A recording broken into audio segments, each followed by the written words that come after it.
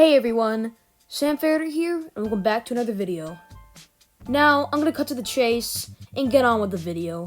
No reminders, no information. Let's just get right into the video. Let's go. Feast 4: The Bounty Hunter was uploaded on August 17th, 2020. This is as short as Feast gets, clocking in at 1 minute and 39 seconds. The video begins with Feaster waking up from his sleep. He puts on his mask and attempts to go outside, but is immediately attacked by someone.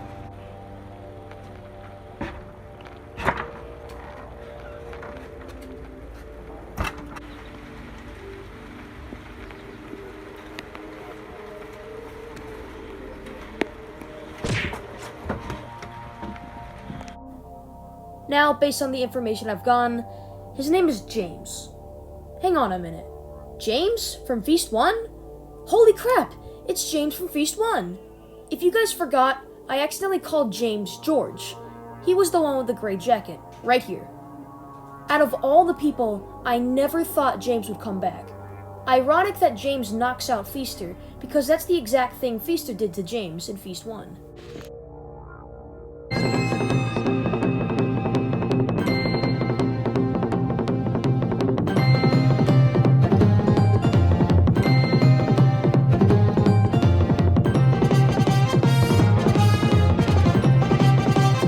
After the title card ends, we are introduced to a new character called Nightshade. Nightshade gets a text from his phone telling him to go into the backyard. When he does, he is again ambushed by James. I guess James finally snapped after not being included for 3 episodes. What a crazy comeback. When Nightshade asks what James wants from him, he says someone from Classified would like to meet him. The same question back at Feast 3, concluding Feast 4. Something classified as a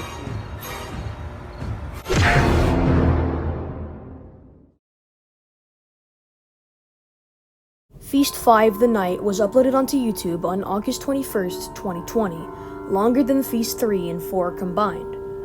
1 second in the video and we are already introduced to a new character, Kenny. Now, from what I've heard, before the remasters, Kenny played a big part in the film. He originally looked like the Feaster with the same mask. Now in the remastered version, he has a hat, no mask, and a giant sword. As soon as we start the video, we are cut to Kenny breaching the cult base, killing members from left to right. A member tries to ambush him, but is killed off. Now, it is unknown why Kenny is here. Perhaps he's the guy that wants to meet Andrew and Nightshade? I don't really know, but either way, Kenny is not happy. Now, we never really got to understand the cult. However, there are some interesting facts I want to point out. For one, they seem to lack awareness and only focus on the inside instead of the outside.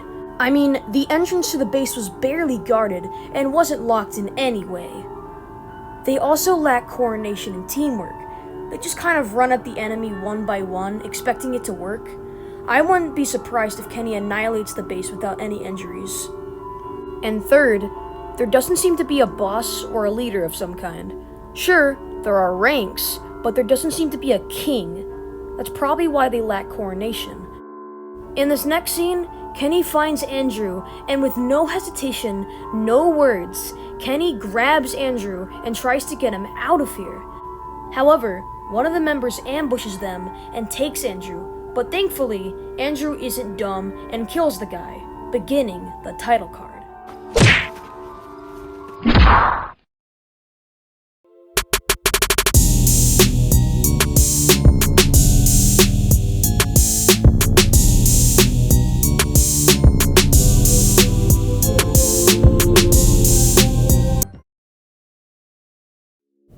In this next scene, Andrew goes into a house and is greeted by Kenny. At first, Kenny pulls a sword on him, but then James comes in, causing a standoff. After realizing who is who, they all sit down and talk about themselves and how they got here. Kenny explains to Andrew that he was hired by James. I was hired by the guy that, I brought you to. But the most interesting part is James explains to them that he found some sort of unknown substance, he says, and then he just blacked out after that. what the substance was, he never answered. I was given an unknown substance and everything went black. After their little chat, they all agreed to hunt down the Classified, who I'm guessing is the villain in this episode. So what are we gonna do now? We have to find Classified and stop him. After that, it goes back into the attacked base, where the person in the black mask was attacked. It turns out he actually lived, with only minor injuries. After realizing Andrew had escaped, he gets one of the last members of the base and gives him a contract to try and kill Andrew. I thought this was like the turning point of the episode, but no, the hitman died 5 seconds later. I want him dead. He's a huge bounty. I just want you to kill him. Stop right there. Bruh. After killing the hitman, Kenny explains that there will probably be more up ahead. Kenny explains to James that him and Andrew are going to go find Nightshade. He tells James to stay guard and keep extreme caution. Thankfully, it didn't take too long to find Nightshade and rescued him rather easily.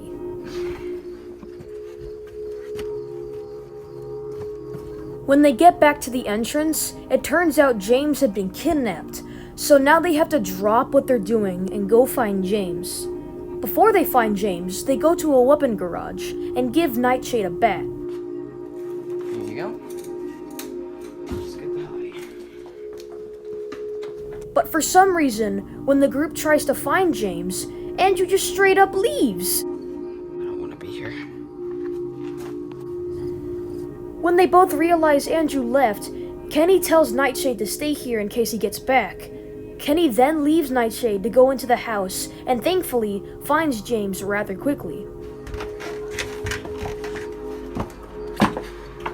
What the hell happened? Look, I'll tell you later, but Nightshade's in the backyards. But when they try to go for Nightshade, it turns out the door's locked. It's locked. A few seconds later, we are introduced to Classified. I'm guessing that's him because I haven't seen him before. He's the guy that locked the door. Classified ambushes Nightshade and attempts to kill him. But when he's about to kill him, a ball is thrown at him, knocking him out. It turns out the person that did that was not Andrew, but it was the Feaster, who finally makes a comeback near the end of the episode. Before the episode ends, when Feaster arrives, he grabs out some sort of object and presses it, concluding Feast 5. Your thing?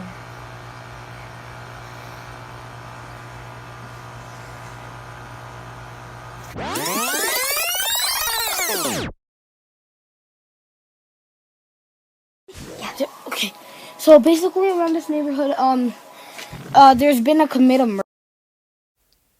Hey everyone, I want to thank you for watching this video. This took me a couple hours to make, so I would be really happy if you were to like the video and possibly even subscribe. Feast 5 is officially my favorite Feast episode. It's not good, but it's not bad. Feast 5 was 6 minutes long, had better quality, smooth cuts, better storytelling, and didn't feel like it was rushed. In the next episode, we'll talk about Feast 6, and maybe even Feast 7. So again, thank you all for watching, and I will talk to you all later. See you guys.